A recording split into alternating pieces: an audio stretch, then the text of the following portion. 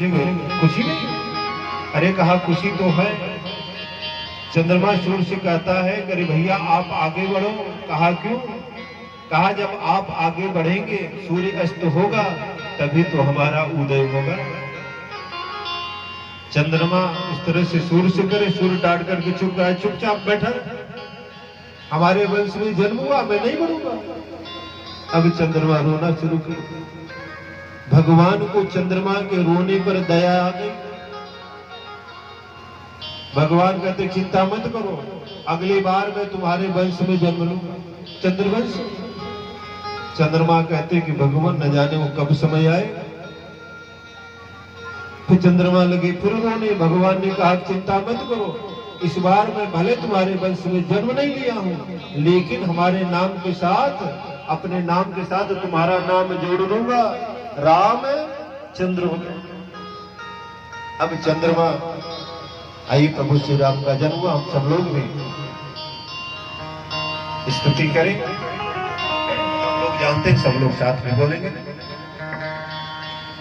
श्री राम चंद्र कृपाल भजे मन हरण भय दारुणम कंजलोचन कंज मुख कर कंज पद कंजारुणम कंदर्पय गणित अमित छवि नव नील नीरज सुंदरम रघुपीत मानव गणित ऋषि सुत नौमि जनक सुतावरम वजुदीन बंधु दिनेश दानव दैत्य वंश निकंदनम रघुनंदयानक कंद कौशल चिरंद्र दशरथ नंदनम श्री मुकुट कुंडल तिलक चारुदार अंग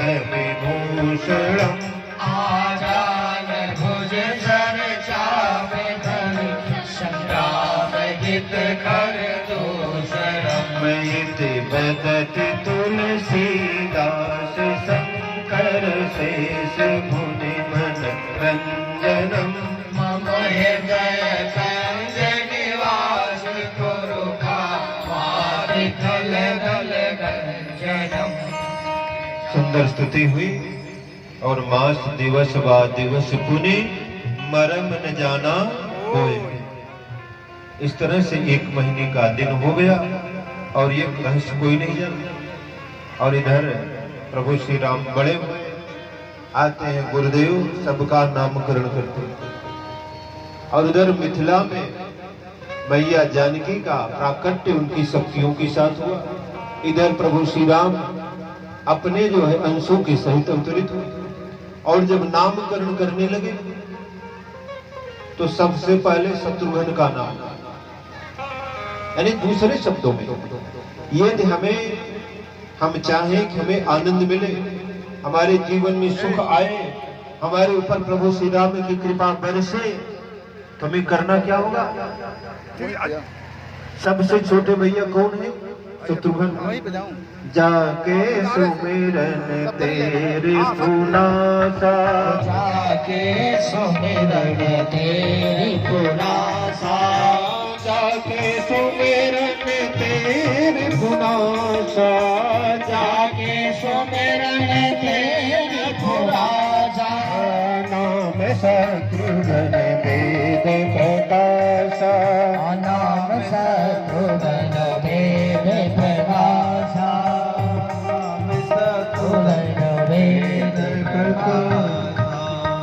जिनके सुमिरन मात्र से शत्रुओं का नाश होता है। अब किस शत्रु की बात है? लखनलाल बात बात में लड़ने के लिए, युद्ध के लिए तैयार।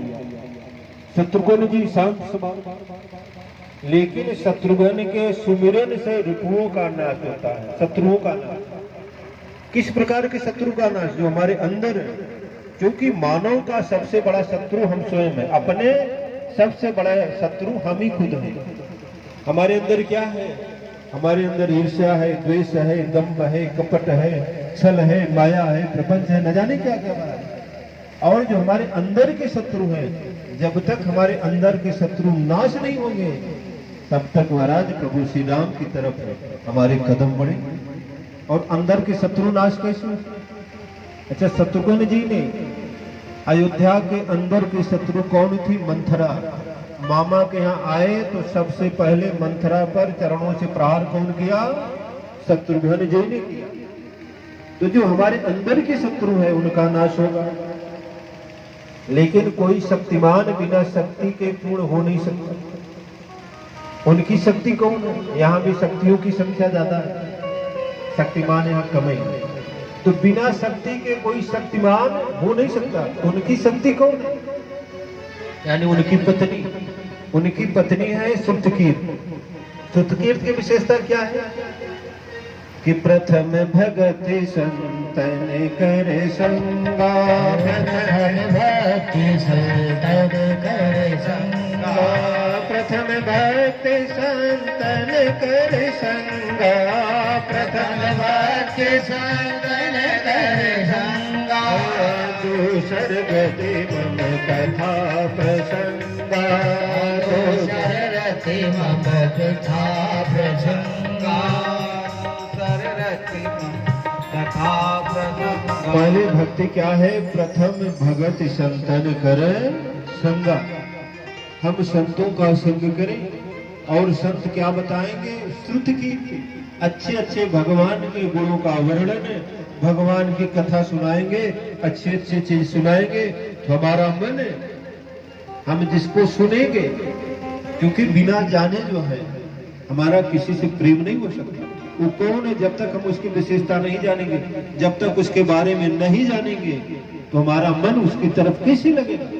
तो पहली भक्ति क्या है? उनकी पत्नी का नाम श्रुत कीर्ति, यानी भगवान के अच्छे अच्छे कीर्तियों का, अच्छे अच्छे गुणों का, श्रुतकीर्त का आश्रय लेकर के श्रवण करें। और यदि राम को प्राप्त करना है तो पहली सीढ़ी तो पार हो। दूसरी सीढ़ी को लखन लाल जी। और लखन लाल जी जिनके जीवन का सिर्फ एक लक्ष्य वो है राम। राम के अलावा उन्हें कुछ नहीं। प्रभु श्री राम को जब वनवास हुआ तो प्रभु श्री राम कहते करे लखन, इस समय जो है पिता महाराज मूर्छित है, भरत शत्रुघ्न ननिहाल गए हैं और इस समय कोई इस अयोध्या की देखभाल करने वाला नहीं। जिस राजा के राज्य में प्रजा को कष्ट मिलता है वो राजा रोनो नरक का अधिकारी होता है, नरक का गामी होता है। और तुम यहाँ रह करके सेवा करो, राज की देखभाल करो। लखन कहते करे भैया आपके जाते ही हमारे तन से हमारे प्राण निकल जाएंगे तो कैसा नरक कैसा स्वर्ग। कहते करे लखन, तैत्तरीय उपनिषद में कहा गया कि मातृदेव भव, पितृदेव भव, आचार्य देव भव। पृथ्वी पर तीन चलते फिरते देवता, माता, पिता, गुरु। और यदि इन तीनों की कृपा हम पर बरसती रहे तो भगवान की कृपा अपने आप बरसे। और हमें, और जो इन तीनों को संतुष्ट न कर सका, जो इन तीनों को प्रसन्न न कर सका, तो भगवान उसके ऊपर कभी प्रसन्न नहीं हो पाएगा। तो कहते पृथ्वी पर तीन चलते फिरते देवता, माता, पिता और गुरु, इनको संतुष्ट करो। तैत्तरीय उपनिषद में कहा गया। लेकिन लखनलाल क्या कर रहे हैं कि गुरु पितु मात न जाने काहू, गुरु पितु मात न जाने काहू, गुरु पितु मात न जाने काहू, गुरु पितु मात न जाने काहू, करहु स्वभाव नाथ पति जाओ, करहु स्वभाव नाथ पति आओ। मैं गुरु माता पिता किसी को नहीं जानता। राम कहते लखन ये तुम कह रहे? अरे कोई मूर्ख व्यक्ति कह दे, कोई लंड कह दे, कोई गंवार कह दे तो मैं मान। तुम कोई नहीं, तुम साक्षात शेषावतार धर्म की धुरी हो, रामानुजाचार्य हो। ये बात तुम कह रहे हो? कहानी कि मोरे सबहि एक तुम स्वामी। अब सब लोग आरती उती राम करेंगे, भी आरती होगी, वे फिर आरती होगी, पंडित जी सब लोग कहें तुम्हें माता च पिता तुम्हें बंधु च सखा तुम्हें। आरती के समय तो लोग खूब तेजी तेजी से कहते तुम्हें माता च पिता तुम्हें बंधु च सखा तुम्हें विद्या डबलम तुम्हें। तो सब लोग कहते हैं, क्या सब लोग मुझको अपना मानते हैं, केवल मुख से बोलते हैं? कहीं उन्हीं की तरह तुम तो मुख से नहीं बोल रहे हो? ऐसी बात नहीं है। कहा कि मोरे सबहि एक तुम स्वामी,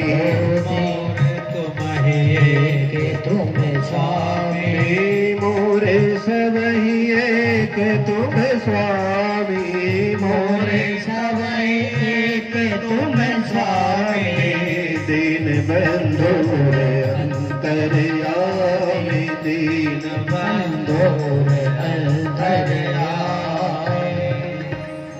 कहा कि मेरे आप एक ही हो, आपके अलावा मैं और किसी को नहीं जानता। यानी लखन के जीवन का सिर्फ एक ही लक्ष्य, वो है राम।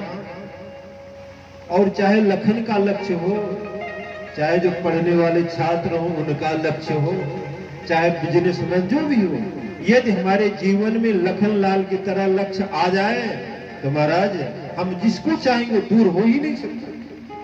और यदि मन भटक गया तो जैसे पानी चल रहा है, ये करंट की सप्लाई और एक तार बीच में से कट जाए तो बल्ब जलेगा नहीं जलेगा। पानी आप सबमर्सिबल या ट्यूबवेल से चला रहे हैं, पाइप बीच में फट जाए, इधर चल रहा है और उधर क्या है कि पानी खेत में नहीं पहुंचेगा। तो यदि हमारा लक्ष्य, हमारे लक्ष्य में भटकाव आ गया, परिश्रम हमारा हो रहा है लेकिन हमें मंजिल मिल नहीं रही है। यदि लखन की तरह हमारे जीवन का लक्ष्य एक होगा तो निश्चित ही हम जहां चाहेंगे वहां जा सकते हैं। और जब लक्ष्य लखनलाल की तरह हो तो भाई उनकी शक्ति कौन है? उर्मिला, क्योंकि बिना उनके तो शक्तिमान हो ही नहीं सकते। उर्मिला यानी हमारे हृदय में भगवान से मिलने की तब उत्कंठा जागृत होगी, और जब मिलने की हमारे हृदय में उत्कंठा जागृत हो, भगवान से मिलने के लिए बेचैनी हो, तब समझिए कि हमारे अंदर उर्मिला का प्राकट्य हो चुका है। अब तीसरी सीढ़ी को, और जब इस तरह से हो जाए तीसरी सीढ़ी को, भरत चरित करने तुलसी जो सादर सुनहि, सिय राम पद प्रेम अवश्य होई भवरस विरत। भरत चरित करने तुलसी जो सादर सुने, यानी भरत जी का चरित्र जो प्रेम से सुनता है, चाहे चरित्र हो चाहे कथा हो, सब में लिखा गया कि आप प्रेम से सुनते, तब क्या होगा? सिय राम पद प्रेम अवश्य होगा। मतलब गारंटी बाबा दे रहे हैं, यदि आप भरत जी का चरित्र प्रेम से सुनेंगे तो आपके चरणों, आपका मन सिय राम पद प्रेम अवश्य होगा, इसमें कोई दो राय नहीं। और भरत के जीवन का सिर्फ एक ही, अयोध्या क्या है? अयोध्या में त्याग की प्रतियोगिता चल रही, और किसी की प्रतियोगिता नहीं चल रही कि कौन किसके लिए कितना त्याग कर दे, इसकी प्रतियोगिता चल रही। रामचंद्र जी को जब वनवास मिला तो महाराजा दशरथ कहते कि राम, इस समय अयोध्या के युवराज हो, तुम्हारे अंदर अयोध्या की संपूर्ण सेना है, मैं वचन से बताऊं, लेकिन तुम मुझे बंदी बना दो और सेना तुम्हारे बस में अयोध्या पर राजी करो। लखन कहते करे महंस, अरे जिसके कान के बाल सफेद नहीं हुए, जो मुझे राजा बनाने के लिए तैयार हो गया, और आज मैं उसको इस राज्य के लिए बंदी बनाऊंगा, ये तुम्हें नहीं कर सकता। एक पिता का त्याग एक पुत्र के लिए, कान के बाल सफेद नहीं हुए, राज देने के लिए तैयार है, और राम करे मैं इसे पिता को बंदी बनाऊं इस राज्य के लिए। और राम गए वन में, भरत आए, भरत को पता चला कि राम को वनवास हुआ, कहा कि राज्य का अधिकार है, इस राज्य के अधिकारी सिर्फ प्रभु श्री राम है। मैं यहाँ नहीं रह सकता, इस राज्य का भोग मैं नहीं कर सकता। भरत बनाने के लिए भरत के साथ शत्रुघ्न, संपूर्ण जो है प्रजा, संपूर्ण माताएं और जितने भी सब अयोध्यावासी गए और वहां जाकर कहते हैं भैया प्रभु आप चले अयोध्या का, आप अयोध्या को संभाले, अयोध्या के सिंहासन पर आप विराजमान। कहा भरत ये तुम्हारी इच्छा है? कहा नहीं, ये हमारी इच्छा नहीं, संपूर्ण प्रजा की इच्छा है, समस्त लोगों की इच्छा है, आप चले। लेकिन राम यदि वापस आ जाते तो आज राम सिर्फ राजा राम दशरथ के पुत्र होते। लेकिन सबकी इच्छाओं के बावजूद भी यदि जो नीति निर्धारित है, जो हमें इस जगत के हित के लिए यदि लोगों के विरुद्ध भी जाना पड़ रहा है, सबकी इच्छाओं के विरुद्ध भी जाना पड़ रहा है, तो राम ने वो निर्णय लिया और वापस नहीं आए। वहीं से प्रभु श्री राम मर्यादा पुरुषोत्तम भगवान श्री राम ये त्याग। भरत आए, कहा भैया आप यदि हमारे भैया जमीन पर रहते हैं तो मैं जमीन के नीचे रहूंगा, नंदी ग्राम में। इतना त्याग अयोध्या में सिर्फ त्याग ही त्याग है, यानी त्याग की प्रतियोगिता चल रही, कौन किसके लिए कितना त्याग कर दे, ये है अयोध्या। और जहां त्याग होगा, भाई का भाई के प्रति समर्पण होगा और प्रेम होगा, स्नेह होगा, वहां महाराज अयोध्या होगी, वहां राम राज्य होगा। और जहां एक भाई का हक खाएगा, एक भाई दूसरे भाई के लेने की इच्छा करेगा, छीनेगा, वहां क्या होगा? वहां महाभारत होगा। और महाभारत होगा तो सर्व नाश होगा। द्वारकाधीश आए हस्तिनापुर, दुर्योधन को समझा रहे, करे दुर्योधन तू जो ये कार्य कर रहा क्या ये सही कर रहा है? अरे एक भाई का हिस्सा खा रहा, क्या सही है कि गलत है? कहा नहीं ये तो गलत है। तो कहा ऐसा क्यों कर रहा है? अरे कहा क्या बताएं केशव, सही कार्य करने की हमारी इच्छा ही नहीं होती। मैं जानता हूं गलत है, लेकिन सही कार्य करने की हमारी इच्छा ही नहीं होती। हम सब जानते हैं कि सही क्या है, गलत क्या है, लेकिन गलत कार्य करने की इतनी आदत पड़ गई है कि सही कार्य करने की इच्छा नहीं होती। जैसे सब जानते हैं नशा करना अपराध नहीं करना चाहिए, लेकिन जानते हैं गलत है, स्वास्थ्य के लिए हानिप्रद है, नुकसान है, ये है वो है, लेकिन करेंगे जानते हुए, क्योंकि सही कार्य करने की इच्छा नहीं होती। कुछ लोग यहाँ तो कम कई जगह कथाओं में जाता हूं, और क्या बताएं ऐसे ऐसे कथावाचक मिलते हैं, खुद गांजा पी करके जाते हैं। एक जगह मैं देवेंद्र नगर में गया था, संयोग से जैसे यहाँ तक 3 दिन किसी दूसरे कथावाचक को भेजा, और संगीत वाले सागर के थे, तो 3 दिन बाद मैं आया। उनसे कहा भाई 3 दिन में नहीं आ पाऊंगा, देवेंद्र नगर में 2 वर्ष हो गए। अब वो जाए, पहले कमरा बंद करे, संयोग उन्होंने रुकने की व्यवस्था की थी। पूरा एक मकान ही था, पूरा खाली था, कोई रह नहीं रहा था, सबको एक एक कमरा दे दिए थे। अब वहाँ कथावाचक अलग, वो अलग है। और जब हम 3 दिन बाद पता चले तो कहा महाराज क्या बताएं कैसे आए थे, पहले कमरा बंद करें, इसके बाद ले, तब आए। अब जैसे सब लोग बैठे तो कथा न कहें, जब सब लोग जाने कहें अभी तो हमारा कथा कहने का मूड बना है, अब आप लोग सुनिए। अब कौन सुने? तो ऐसे ऐसे कुछ लोग कहते हैं शंकर भगवान की बूटी, हम कहते हैं जितने लोग यहाँ विद्वान लोग बैठे, हमारे पीछे में सम्मुख में है, डॉक्टर साहब जानकार हैं, पढ़ते भी रहते, अध्ययन करते, इधर भी बैठे, कहीं ये लिखा हो किसी धर्म ग्रंथ में कि शंकर भगवान ने गांजा पिया है, शंकर भगवान ने ऐसा किया, अगर लिखा हो तो बता दो, मैं मानूं। नहीं लिखे। शंकर भगवान कहते हैं जो पदार्थ किसी को नहीं स्वीकार है वो आप मुझ पे चढ़ाएं, इसलिए शंकर भगवान का प्रसाद भी लेना निषिद्ध है, नहीं लेना चाहिए। शंकर भगवान ने एक चीज का पान किया है, हलाहल विष का पान किया है।